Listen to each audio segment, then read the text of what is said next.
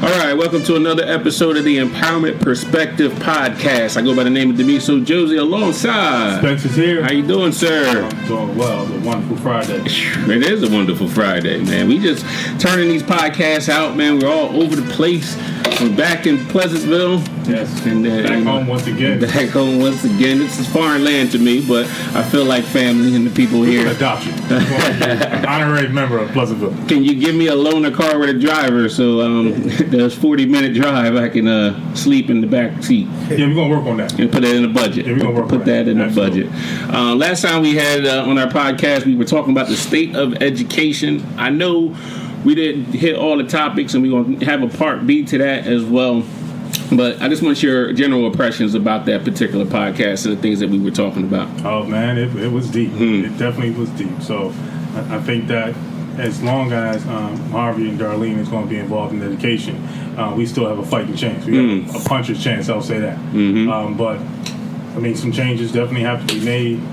We definitely need to have more inspirational and energetic people in the classroom to be able to turn this thing around because our kids are hurting. And I don't think that we are able to be able to meet all their needs in an academic setting, but we definitely need some more people that be able to at least touch base and build relationships with them. Right. I'm a big visionary and I'm a big visual person. Yes. So, and I have these visions that come in my brain every once in a while. 90% of the time they come true. Okay. I see an empowerment perspective school coming sometime in the near future. That's interesting. Because I'm meeting all these interesting educators and people, not necessarily just educators in general, but these people that have great souls and great hearts that want to do great things for people. So part of the business is getting these people together and making something happen. So I don't know what that school looks like. It may not even be a school at the end, but I just see the people that we're coming across, us getting together and really having a big impact on not only children, but just people in general, and getting people to live their dreams and overcome some obstacles. So I don't know what it looks like. It's just my vision. It sounds like one of my favorite cartoons when I was younger. It's called Voltron, when everybody just formed together. Yes, absolutely. A whole bunch of individuals we formed together, we look like Voltron. So I'm gonna let you take over this little podcast because I know you got some special guests here, and we're going to dig into some great topics here. Oh, absolutely. I have two of my favorite people, and when I come here, I feel like I'm an honorary member. I never officially joined Lighthouse Church, but every time I come in, it's like I'm an honorary member. So I have father and son, and they're like the dynamic duo. So I have Pastor Ragland that's with us. Can we get a round of applause? Absolutely. Welcome, sir. And I have Christian Ragland as well, the son, who recently just. What did you have recently? They told me you did something recently with the church. What was it? You have completed a certain level of, and what's your pastor of operations. Pastor of operations. Let's make some noise for that. Absolutely. So, I guess, and I'm going to pose this question to you, Pastor Ragland, and then we'll talk to the pastor of operations.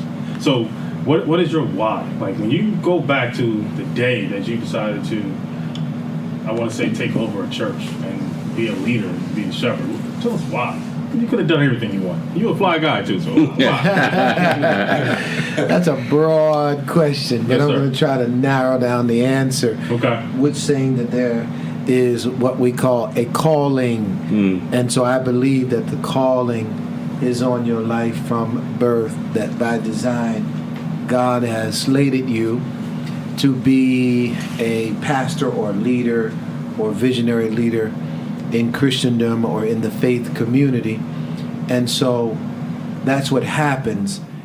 But it is up to the individual who have accepted, heard the call, to accentuate that call through learning and through seeking and through allowing the Holy Spirit to work in your heart to bring what God called you to do to fruition. So let me ask you this. Have you ever second guessed answering that call? Oh, of course. I think like with everything else, every other vocation, profession, you do. But there is a presence of God through the Holy Spirit that reassures you every day that this is the call on your life, and that you know confidently and inherently that you can't abandon that call, because abandoning that call means that somebody's going to be denied access to the knowledge of who God is. Okay. So let me ask you this question. Sure. Was this something that you always wanted to do, or was this a process? Like, you had the calling and you kind of was wrestling with it, or was it just something that you was just passionate about from the beginning? You just knew that this is what you wanted to do. Well, I think early on you identify what your passions, your skill set, your ability to influence, and you start seeking out ways to channel what you've identified to be a strength that is head and shoulders above others who are your peers. And so it is in that inquisitiveness or in that vein that God intervenes and began to lead you to the safe passage of what he's called you to do. So interesting enough, I desired to be a principal as a kid. Principal of what? School and education. I desired to be a principal. That was one of the hidden desires that I had, but never had a conversation as a child with anybody about it, but always had an admiration for principals. It's interesting. Okay, that's really interesting. Let's dig into that. Let's stay there for a second, because I'm an assistant principal, so I kind of want to know what was that admiration. Like, why did you feel drawn to that particular area? I think because, one, the authority, and number two, the influence, and how we were impacted by our principals at that time. So the way I saw our principals was that they stood in the gap, they supplemented, they made sure that the kids that were under the tutelage of teachers were developed the way they were supposed to. And then at that time, I came up in the 60s, 70s, 80s, so at that time, they were passionate about connecting with the children. Okay. I got you. And then my grandmother would talk about how the principals during her days would pray with the students and what the superintendents at the time would do. Oh, wow. And so they had a relationship with the kids. And so I think that was cemented in my mind hearing those stories. That's interesting. I gave a speech about my life to my students, and I was going over values and the importance of your value system. And I struggled at one point because I said, I can't get too deep into this because we're in school, but God is at the center of my value system. Yep. And I don't think they understood where I was coming from. And I felt the wrestling in me. Like, I can't dive in there because of separation of church and state, but that's who I am. And that's what really, the foundation of it is. And I think it's important for young people to hear that, and for young people to understand the value of having God at the center of your value system. Because it drives your behaviors at the end of the day. But I run into this crossroads of, I feel like on some level God is telling me to tell these kids this, but the state's telling me I can't have this conversation. So I'm stuck in between this. Would I do what I feel is right, or do I do what the state is telling me to do? So I'm constantly wrestling in the conversations, and it's funny. Some of the kids will latch on and he's like, "You go to church, don't you?" And he was like, the one kid was like, "Josie's up there like he's pastor." He's up there. I was like, "No, that's not. You take him to church and working in school for a day." And I'm not going to go that far. I definitely think God is just putting me in the right place right now as far as what my calling is. But I just found it interesting, just the parallels between, principalship and being the pastor of a church. So. Now, just to piggyback on what I see is, because I have opportunity to talk to kids on different levels, so I can discuss, rather not if they fellowship and where they fellowship in different religions. I find that majority of students will try to hide and act as if they are not Christians, as if it's a bad thing. But when I see those that follow the Islamic faith, they're very bold and brash about who they're following. When I see those that are with the Hindu faith, then they're very bold, like they stand out and they're not afraid to be who they are. But I see like some of my Christian students, they try to hide and try to be something that they're not, or even start clicking with people that they normally wouldn't click with. I think some of that is the difference between the communities and the school. So I'm going to talk specifically about the African American community because that's what I know. In our community, we've created a situation where it's a us versus them. Okay. Us versus the system. So I'm not going to let you in on who I am because, one, you have to gain respect, and I have to trust you and be able to do that. Okay. And that's one of the things I wrestle with as well is like, you need to make that connection so that they feel like the school is a part of their community truly, and they can truly be themselves. But when you go to school, you're getting I call it, are we disciplining the culture out of these kids? Yes. You know, and then I don't feel comfortable. So I'm not. Of course, I have to be somebody that I'm really not. You know what I'm saying? To kind of protect myself. So I think we're not getting a lot of those conversations and openness, not necessarily because they're ashamed of their religion or anything, but it's more of, I don't necessarily trust the system. You know what I'm saying? So I think that's a big thing that we definitely need to address. Okay. But I want to bring Christian into the conversation. So, sir, what is your why? Because you had an opportunity, because, you know, I talked to your dad, and I consider both of you guys personal friends of mine. You could have done anything that you wanted to do. You decided to come back here. You were out of state, far, far away from South Jersey, and you came back. Closer to Ohio than you were South Jersey. Well, first, thank you for having me. And just real quick on the faith thing, I think also when kids are ashamed or seem ashamed when we're talking about Christianity per se, is because anytime there is an attack on faith, the only faith that comes up is Christianity. You remove the 10 Commandments. You take prayer out of school. You can't say God in the Pledge of Allegiance, right? And some of these things that are correlated to Christian values. So if it seems like my faith is the only one that's attacked, I'm not going to say it, but where in Islam, it's right now, they're in a stage where they are in having the ability. I think, you know, I was watching South Park, right? Okay. And when I think something happened, I think the creators of South Park did something disrespectful to the prophet Elijah. They got all up in arms, and South Park put him in place and said, okay, so there was if I was a Muslim, I would be like, man, that's my faith. You know, we don't let nobody say anything about us, right? But when it comes to sometimes Christianity, I feel like there's such a fallback mode when people say anything about Christianity in the schools, anything like that. And so I think our kids have adopted that. We got to hide. We got to be passive aggressive with it. So that's just my point. That's neither near correct or wrong. But I think my why. Well, first and foremost, Dr. Henry Louis Gates from Harvard said something in a documentary a few years ago. He went to a prison, and there was a prisoner. He went to go talk to some prisoners, and he went to this one prisoner, and he asked him plainly, why are you in jail? And the African-American brother said, listen, if I would have grew up in a suburban neighborhood and I saw a fireman, I saw a police officer, if I saw a lawyer, and you would have asked me what I wanted to be when I had grown up, I would have told you what I saw. But I grew up in a neighborhood where I didn't see any of those things, and it makes perfect sense why I'm here, because what I saw is the direct correlation to why I'm here. And so for me, and he said, if we don't teach or we don't encourage our people to come back home after they go away to school, or not even just school, been exposed to something, we'll always have a community that's deficient. And so I always want to, first and foremost, I just like South Jersey. I mean, I guess I'm on the smaller end of that. I like South Jersey. You're in the minority. Yeah, I'm definitely in the minority. Because even your dad wants to leave. I love it. I think there's great potential here, actually.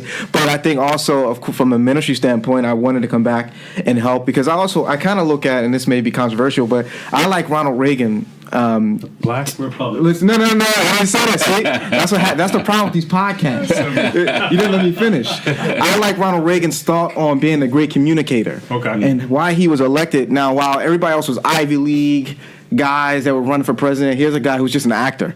So one thing he knew how to do was communicate simplistically what he wanted to get across, and people loved him. Okay. Right. And so I think when in ministry and with the changing tides of faith and ministry, I'd said I would like to come back and be a great communicator of simplicity of what Jesus really said. Okay. I think a lot of times people overcomplicate things, and we lose people. We lose a lot of people, whether generations or anything like that. And it's so funny. We were talking about, me and my dad were talking about this a little earlier, and recently before. I even think about the generation gaps, right? And so I had a conversation with somebody in work in Atlanta care. We were talking about just generations. And I said, it's so interesting how I didn't know I was a millennial until people told me how bad I was, right?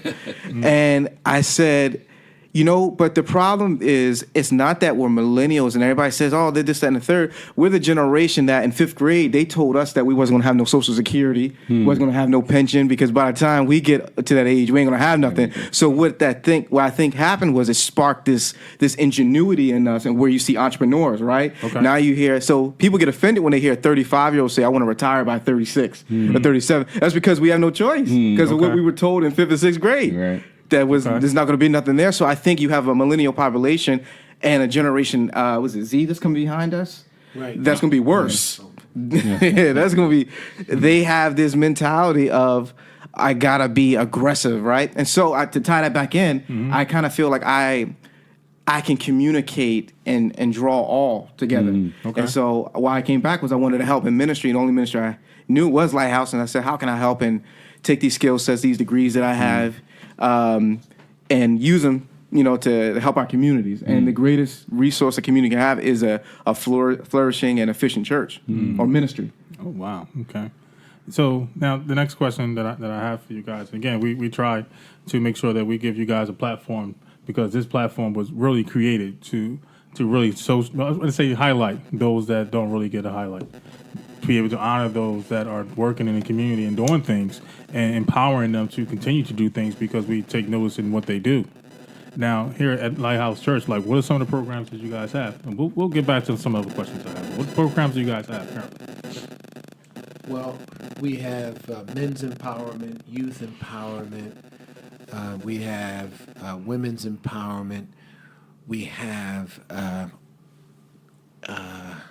all types of things we do. Like, for example, on March 2nd, we have Restoring Solidarity, where we have asked families to bring one bag of non-perishables, and we'll be taking up an offering to give to the community food bank. We have men's empowerment conferences. We have as many things that we can provide them to empower them, the people that come through the door, so that we teach them how to assimilate not into a church building, or not just into a religious atmosphere, but into the kingdom of God. Jesus spent most of his time talking about the kingdom. Yes. I want to just kind of, if I can just digress for a second, to talk about culture, because the difference in why Christian kids seem to be afraid to be bold about what they believe. I think the difference is culture. It's culture. Samuel Chand, who used to be the president of Beulah Seminary in Atlanta, wrote, "Culture is about the heart and the head, and then it shapes what we do with our hands." So the buzzword around the country is culture. And so when you mention other religions, their community is not necessarily immersed in religiosity. They're steeped in culture. They have stores, they have things that relate to culture. And so Christians, or kids that are Christian, don't see us in a real popular way. So, because like Christian was saying, it's like we're always being attacked. And then it's like we're taking down. We're always taking it down. We're the most accommodating of all religions. We seem to be the most passive of all religions, because our model has been to love and not hate. And I think we need to have a conversation about what God said when it's okay to hate, that there's a time to hate. There are some things that you should despise. Not hate people, obviously, but there are behaviors that you should despise for the good of the kingdom of God.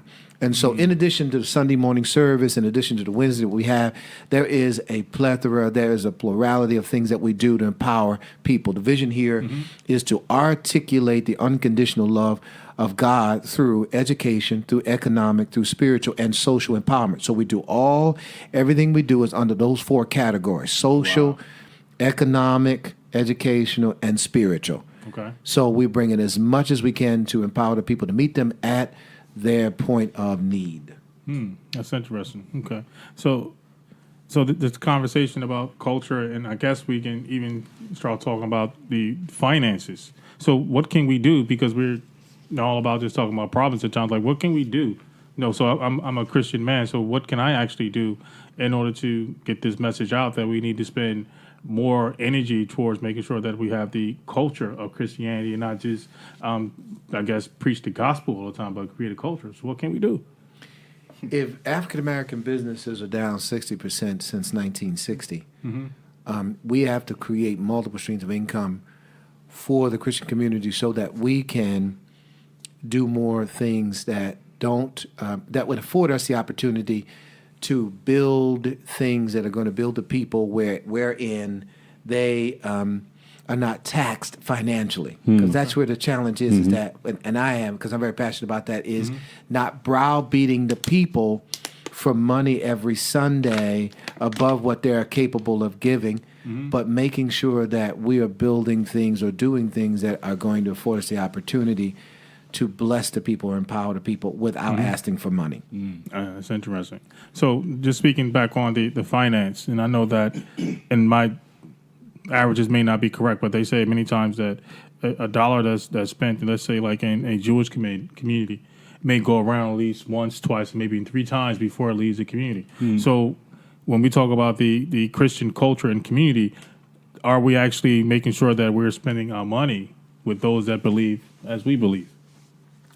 Well, we're not, because as soon as we see a path toward getting out of our community, we move out. It's interesting. So now let's say we do move out. Are we making sure that when we're moving out, that the expenses that it's going to take to move out is actually headed in the direction of those that, because we're still talking about the culture and the faith. Are we spending money with those that believe as we believe so that the dollar will continue to go around? Because when we're talking about the Jewish dollar, it will stay in the community once, maybe twice or 3 cycles. So $1 will go around probably 3, 4, 8.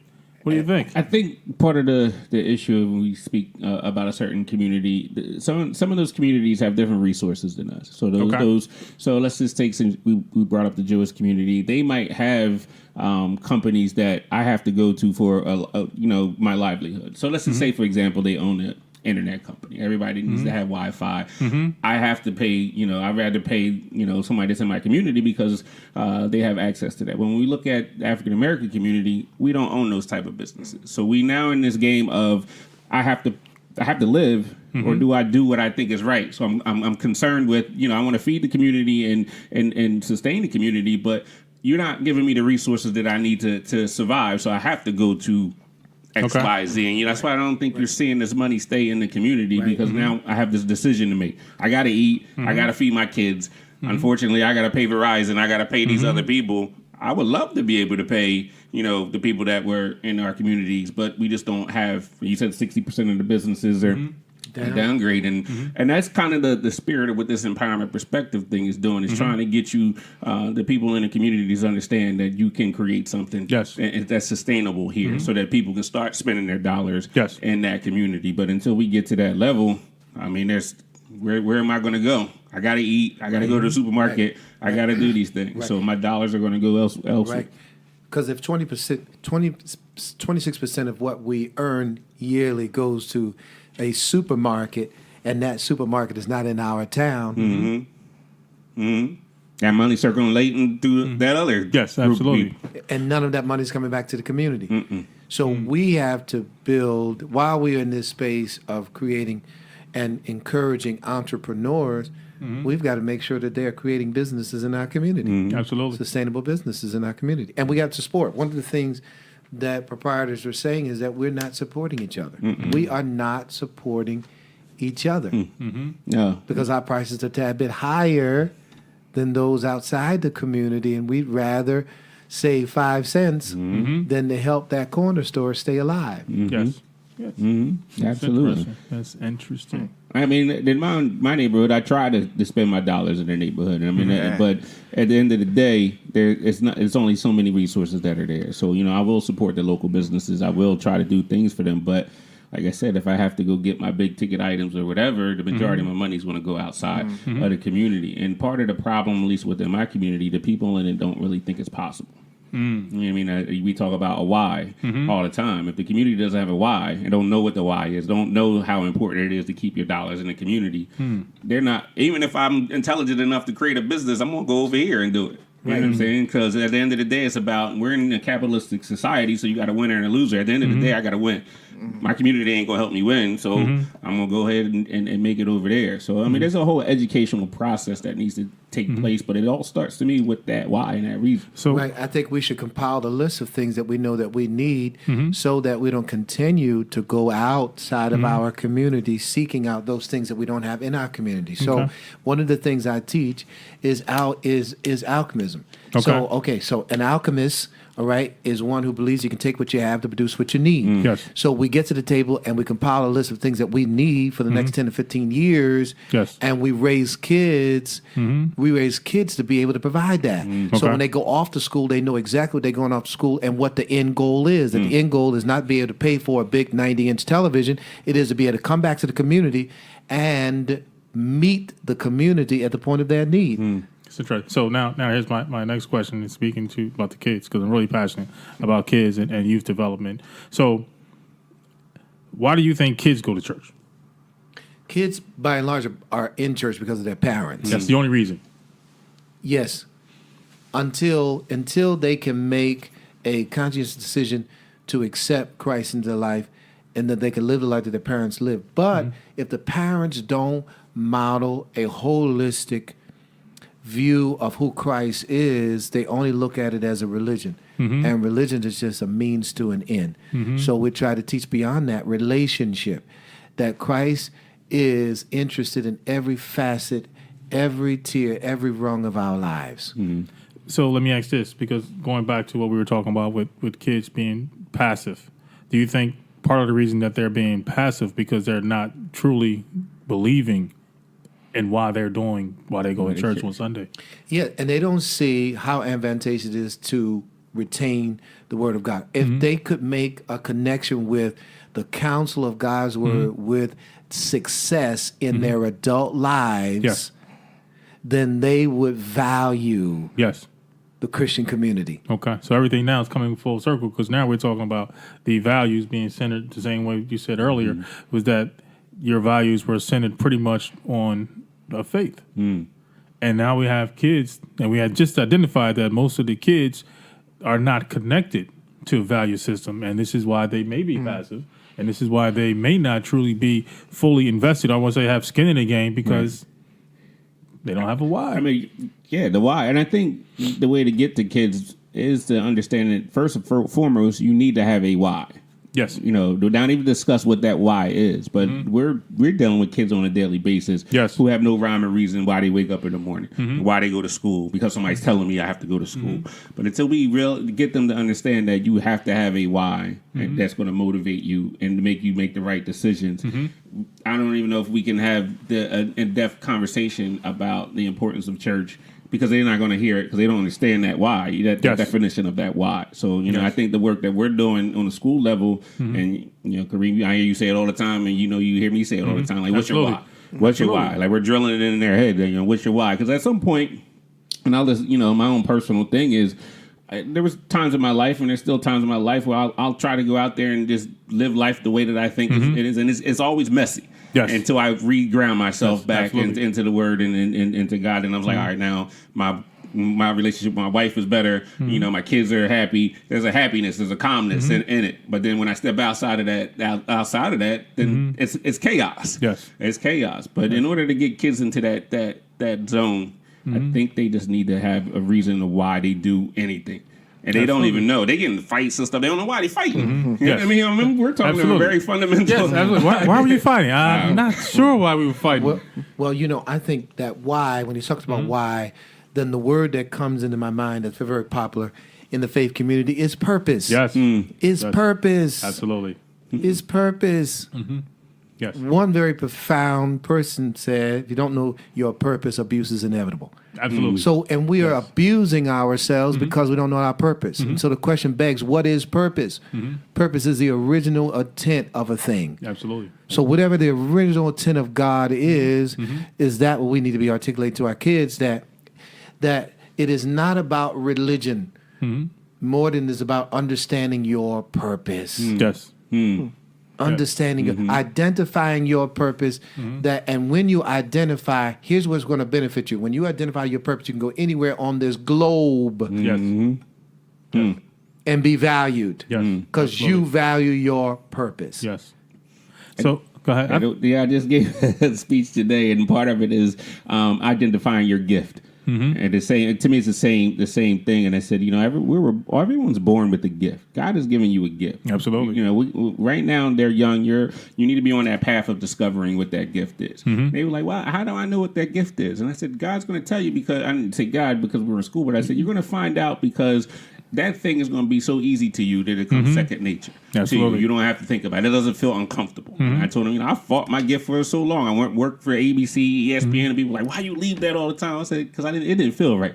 This don't feel right. Me talking to young people, I can do that in my sleep. I told teachers all the time, I never wrote a lesson plan. I would just drive to school and be like, this is what I'm going to teach. And I'm like, God is telling me this. And then I'm in a space now where the vehicle is irrelevant. So I can do a podcast without writing stuff. I can go teach people and speak in front of all these people. And people ask me all the time, like, why are you doing podcasts? You're running businesses. You run a nonprofit. I said, to me, it's all the same thing. Absolutely. It's just a different car I'm driving right now. So getting young people to understand giving people to understand what your gift is so powerful. And then once you get it and you can start living in it and using it in the right ways, the next step, especially for these young people. Yeah, I agree. And I think that, and what I'm hearing from everyone is that we may have to start training parents how to talk to their kids. Because the disconnect is not so much as what Pastor and Christian is doing on Wednesdays and Sundays or any other day, is more so what happens when they leave. And now that door's shut. And now you have to have a conversation and you don't know what to say to your kid. And your kid's looking at you like, what should I say to you? So the real disconnect could be that parents don't know how to talk to their kids. Well, it's contentment too. Yes, sir. Because I think it's so interesting hearing. Because when I went to college, the most popular people were the saved people. Because they had the freedom. Okay. Because it was an encounter. They had their own encounter. There was no fear of separation of church and state. Okay. So you could be on the gospel choir and singing in the middle of the street if you wanted to. Nobody's going to call the cops because that's your right, right? Okay. But the other thing is, too, I was thinking about this. Let's say from the 60s, the 70s, and the 80s, and let's say even the 90s, we as a people weren't where we wanted to be. And so church and faith was heavily needed in our community. Because we talk about this all the time. Like, even if you do services on a Friday night or a Wednesday night, maybe in the 90s, in the 80s, 70s, people would come because there was, in our community, we needed it. We were just released from legal segregation. Okay. And so we had something to fight for. I think what happened is when we got to 2000, we started seeing more, not just 2000, but once blacks specifically started to make it, and you're seeing the kids that you're seeing now are of the generation where their parents got good jobs. There's no need for them to pray as often, probably. There's no hunger. Because they have it, right? They're content. And I think about even the parents of kids today, they don't force the kids to come to church. Right. They don't force the kids to come to Sunday school. Right. Why? Because there's no need. We don't have nothing that's really pushing us. Right. But I remember growing up seeing people in church with their kids because they really wanted something. They were in desperation. Right. So you can go back further to times of enslavement. So you had the enslaved people. That's all they had. That's all they had because they were in a traumatic state. So that was the only thing that they had. And then now you're getting to a point, like you said, where they feel like there's no real trauma on that level. Yeah. Like, but let something go wrong, where do they go? That's what I was about to say. Right. So the minute that something happens, they're gonna go right back to that church again. It's just now it's less frequent. And I'm not saying that we people should use faith in their convenience, right? But I just honestly think that we're really seeing a real generational trend up where people are a little bit more smarter. They're going to find way. Like I said earlier, I'm impressed. We were sharing a story about a 23-year-old I was thinking that's making good money. I didn't know she was 23, but that's what you're seeing, more young people who got the game already, who know what they're doing. So they think they don't need God, right? They think they don't need faith.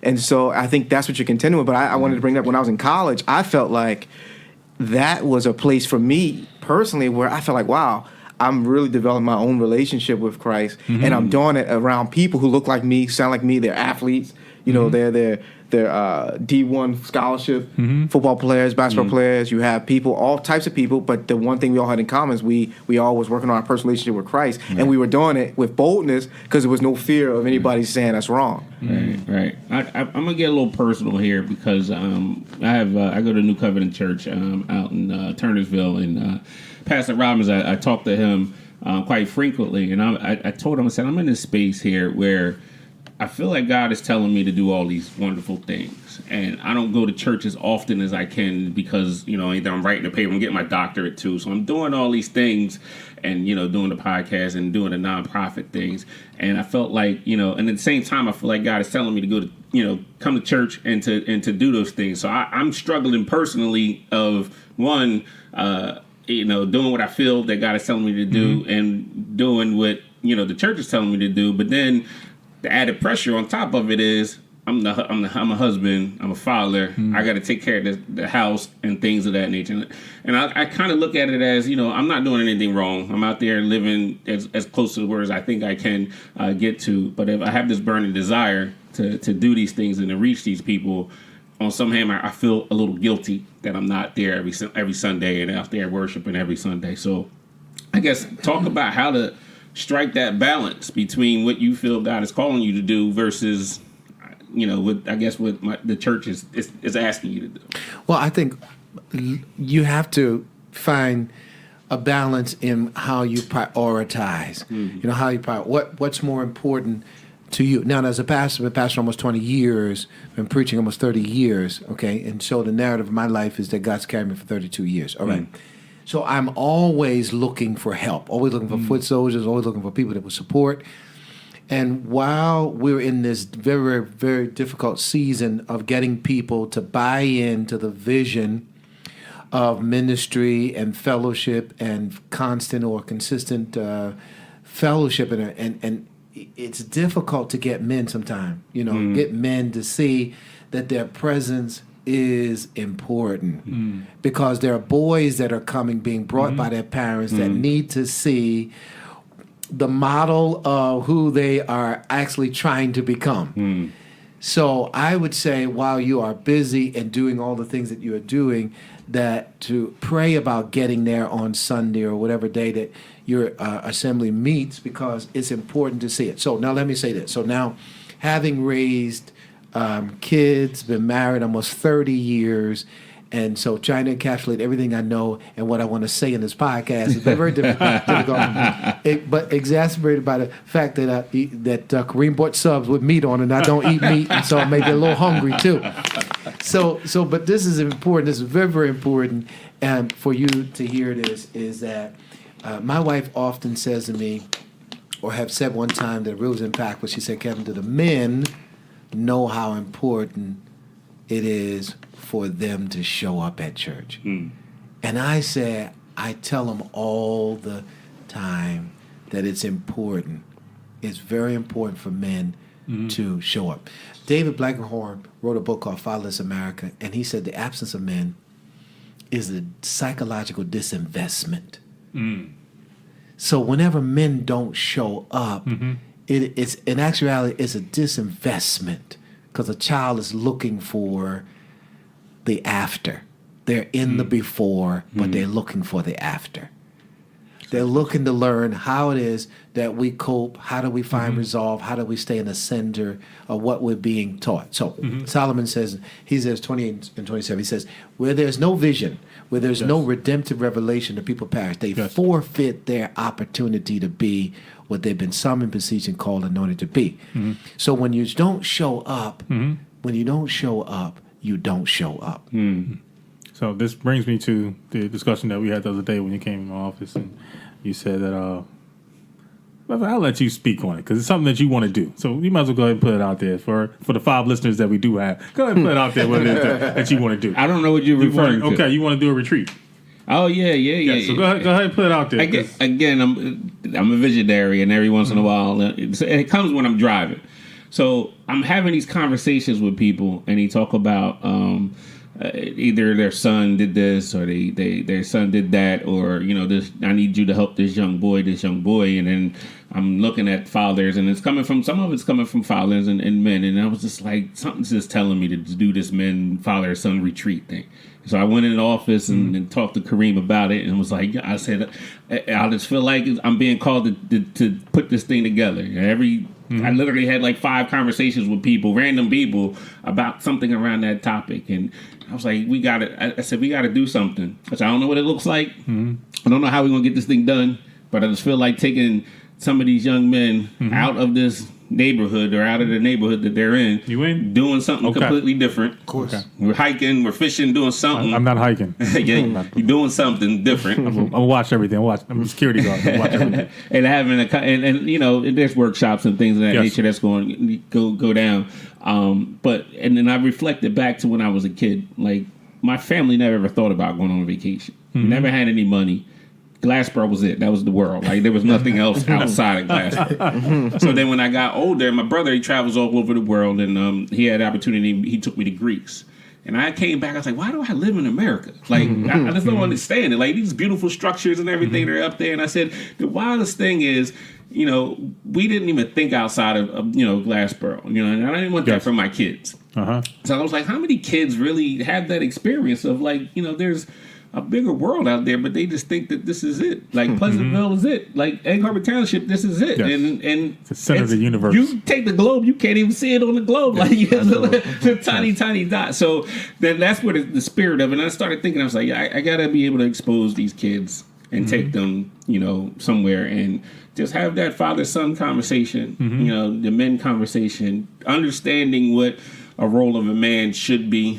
Because especially at a young early age, I just yelled at a bunch of kids in the middle school about it and how they treat women and things. And I said, that conversation is so important. So we're going to put it on this podcast. We're going to work something out. And we're going to get these young men doing Are you in? Oh, I have no idea. yeah. Listen, every time he comes along, you say, hey, Kareem, what do you think about? You know what? Let's do it. I don't. Make it happen.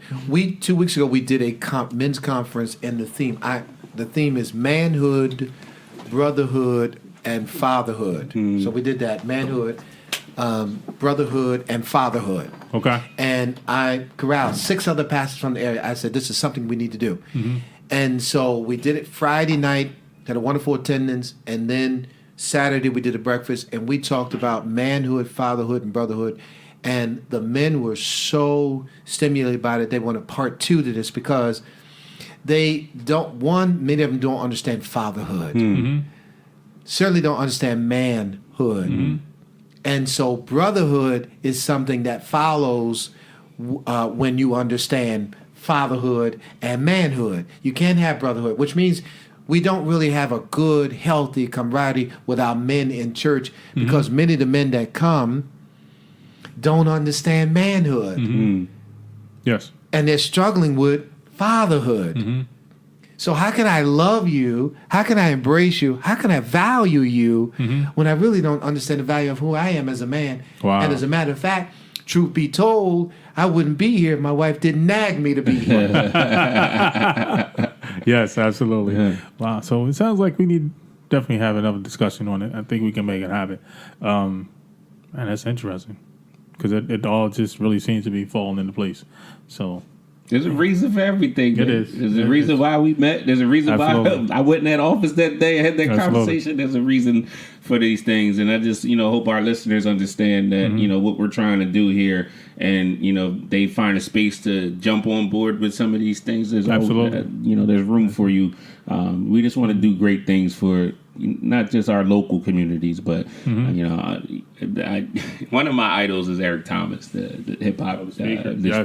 And he says, I shouldn't say idols. That's just one of the people I study. He said he wants to win the Nobel Peace Prize. And I said, I'm going to beat him to it. Oh, wow. Okay. That's my goal right now. He's a lot ahead of me right now because I'm just getting started in this thing. But only has one more listener than what we have. That's it. We'll catch up. You hear that, sponsor? We'll catch up. So let's go on the lighter side of things. Now, Christian had to run out before we can get his. But now, when you have a rough day, here we go.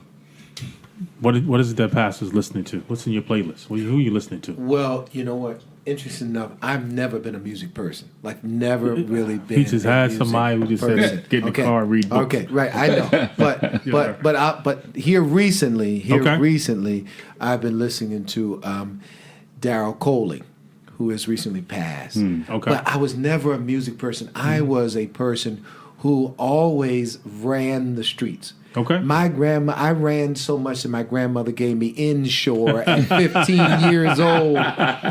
I am an anomaly. I just went to the doctors and they said, you are an anomaly. Ordinarily, we would say to people who have the kind of numbers you have, lose weight, but we're telling you to eat. Absolutely. We need you to eat. So though I've been pastoring for nearly 20 years, I'm not one who's just really passionate about music. I'm not I'm not. I'm really not. So, but I like Daryl Coley. Okay. All right. So, what do you do to release these tough days when you? I exercise. Exercise. Are you a marathon runner? No. No. I exercise. I find solace in exercising, praying, fasting. I've been doing for over 30 years on and off. Praying over 30-something years on and off every day. So I find solace and a respite in exercising. And looking at any deficient part of my body and giving time and resources toward building it, so that the preoccupation of doing that sort of helps me deal with what I'm contending with. Wow. Okay. Now, where are your views at on meditation? Because I've recently been told that meditation is the scripture admonishes us to meditate, that we have elongated thought on the counsel of what one psalmist, Solomon says, where there is no counsel, purposes are disappointed. But in the multitude of counsel, there is safety for the purposes of God. And so meditation simply is segregating your thought for a specific purpose. Okay. And so now all the chanting and all of the Eastern mannerisms of meditation are being sort of looked at and revisited now. But meditation is what we're encouraged to do. Okay. All right, that's interesting. Yeah, because I have to find different ways to be able to relax my mind because, like my partner, the thoughts never stop. They don't stop. And I don't have enough time in the day to try to do everything that I want to do. So then I have to take days off from actually doing nothing just so that I can recoup and build up the energy to go through Monday through Friday. Sure. I just did the same thing on Wednesday. I said, you know what? That's where the idea came from. I said, that's a good idea. I think I would. You know what I did? I went and did laundry. My wash machine broke. I said I need to do a mindless activity so my brain would stop working. I go to the gym 4:30 every morning. I work my tail off, and then my job is so stressful during the day. And then, I go home and deal with family things. And finally, everyone goes to sleep. I'll watch sports because that's just my guilty pleasure to watch some sports. But even then, my mind is racing. Wow. I'm up like clockwork, 2:22 every morning, just staring at the wall thinking, all right. I don't write it down. Then I'm like, I got to go tell Kareem this. I need some counseling. So, I got a phone call for you, Pastor. Can you hear? You. Hello. Is this brother Pastor Ragland? Yeah. Here? Yeah, he's here. He's listening to you. Oh, how you doing? Good. How you doing? All right, man. It's really great to hear your voice. God bless you. Okay, then I want to say thank you so much for making having a relationship with God a cool thing.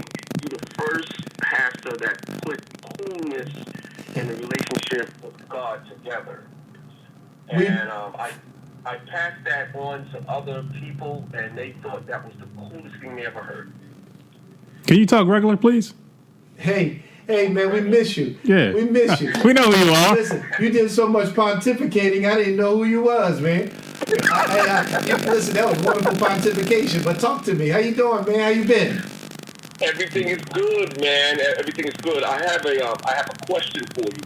I happen to work in the senior citizen apartment complex. I'm one of the maintenance men. And every Thursday we get together and we have like a Bible study. It's really cool. Everybody comes from different churches, and we do like right now we're in Romans chapter 3 verse 15, and everybody got different Bibles, and then we read a verse or two, and then we everybody express what they think the scripture is talking about. And at the end of the discussion, I happen to be the only guy here.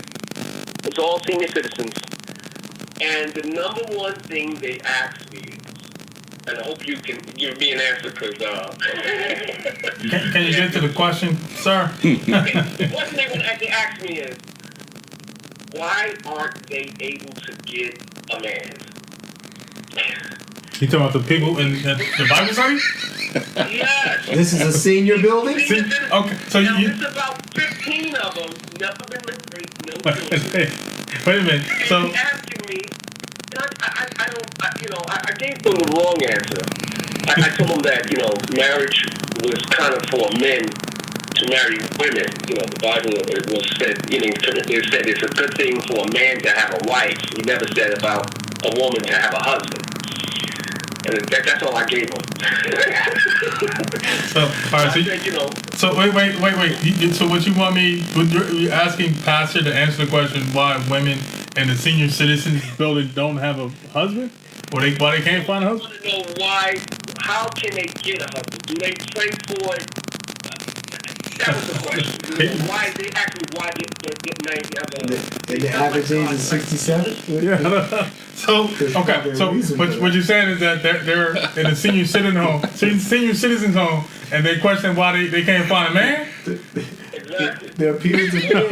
Their peers are dead. Their peers are These are dead. women that went to church for most of their lives, they said. Never had children, never been married. Oh, wow. And they want to know why they never got a chance to be Why married. they never found a man? Is that what the question is? Yeah, yes. They gave me the impression that God didn't want them to be married. And I told them that, I told them that, maybe it was best for you not to be married. You told them they weren't marriage material? I didn't say it like that. I didn't think, they should be asking me. No, they should not be addressing you with those kind of questions. He's sending back to their apartment. Totally discouraged. Totally discouraged. Yes. Okay, so we're going to try to answer that. All right, boss? I'm going to give you a call back. Yes. All right. Please. Hey, Thank you. tell me when that Bible study is, Jerome. He said he's going to come to Philly. Yeah. Oh, it's in Philly. Okay. Oh, it's in Philadelphia? Oh my Okay. God, the Fort Mary House. The Fort Mary House every Thursday at 6 o'clock. They had it right in the senior citizens community room. And they still invite you? Say it again? They still invite you, even though you told them that they aren't marriage material? No, that came after a few visits. As a matter of fact, the first time I came, they said, brother, can you close with prayer? I was like, wow. Oh, okay, I just came to this what? He's going to call you back. And I was the only male there, so I guess it was appropriate for me to close. But it was really good. It was really good. Everybody had different Bibles. All right, And, they was giving their interpretation of with the scripture at hand. And like I said, right now we're at Romans chapter 3. We're doing, chapter 3. All right, we're going to call you back because we're going to close out. We're going to call you back, though. We're going to try to answer the question. We're going to try to answer the question. All right. That's my guy. Lord Jesus. That's my guy. I ain't even going to touch that. Yeah. No, I don't think I'm going to touch that. Okay, so I have recently proclaimed to be petty. I've told everybody that I'm very petty. You are petty. I am petty. They gave me a nickname, Mr. Petty, for the things that I've done. So Pastor, are you petty? No. You're not petty? No. Interesting. So we're on this mission to find out how you became petty. That's what we're going to find that out. I'm petty just because that's what really makes me that's what makes me petty, because I just say I'm petty just because. Yeah. So let's see, the last petty thing I did. What did I do? I did something yesterday. You bought was petty. a hoagie with meat on it, knowing that Pastor doesn't eat it, so you could take it home. No, I didn't do that intentionally because I knew that he had some type of dietary restrictions. I didn't know what it was. So I actually got gumbo, so you can take gumbo too. So it's chicken gumbo as well. So I thought it was no bread, but then he said, no, it's no meat. And I said, well, that goes the whole hoagie idea. That's no meat. Not to mention, I just came off a 21-day fast. Oh, and so all that would have been heavy. Would have been too heavy for my system. Anyway, been too heavy. Even the bread would have been too heavy. I remember one day I was calling myself a vegetarian, and I was on that kick for at least a year. And I had this wonderful idea to come off of it by eating McDonald's. Oh, wow. Okay. I was in the bathroom for like 4 or 5 days. Oh, yep. That's it. Laid over. That's it. McDonald's do that to you. But I'm petty this week. I'm not a vegetarian for medicinal reasons. We were just on a fast 12 years ago, and I never went back to meat. And I wanted to see how my system would respond to a no meat diet. And I haven't been back. I did do something petty. So I've been playing like phone tag with a therapist who needs a recommendation So I called last week. I called twice, and intentionally I didn't return her call this week because I felt as though that you should have called me back when I called you. So That was petty. that's petty. I did reach out to her today, so she was waiting for a recommendation. But again, I'm petty. Did you apologize and say, I'm petty? No, I didn't tell her because then we probably would have had a session about being petty and stuff like that. So she's a licensed therapist, but like they've been calling me all week. Are you going to call her? I'm just petty. No, I'm going to call her when I feel like calling her. She should have answered my call when I called. So that's the pettiness that I have. Is if I call you and you do not, and we talked about this. If I call you and you don't call me back, then when you call me, I'm just going to be petty enough not to even answer the phone. That's petty.